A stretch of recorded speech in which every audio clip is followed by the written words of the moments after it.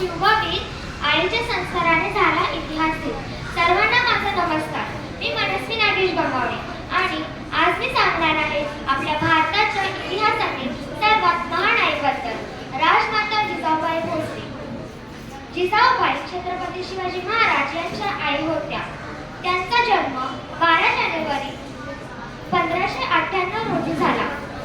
त्या शहाजीराजे भोसले यांच्या पत्नी होत्या। पण त्या काळात आपल्या देशावर पथ्याचं राज्य होतं, अन्याय होत होता। पण त्या काळात एक आई आपल्या मुलाच्या मनात स्वराज्याचे बीज रुजवत होती। ती होती जिजाऊ।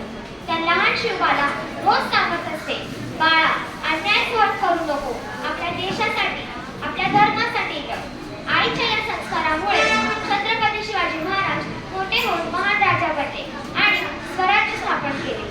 म्हणूनच आपण अभिमानाने म्हणतो, जर जिजाऊ नसत्या तर शिवाजी महाराज नसते, तर शिवाजी महाराज नसते तर स्वराज्य नसते। शेवटी मी जिजाऊंवर ही 2 ओळी सांगते। आई जिजाऊंचं नाव घेताच येतो अभिमान, आई जिजाऊंचं नाव घेताच येतो अभिमान, आईच्या संस्काराने उजळला हा हिंदुस्थान। जय जिजाऊ, जय शिवराय, धन्यवाद।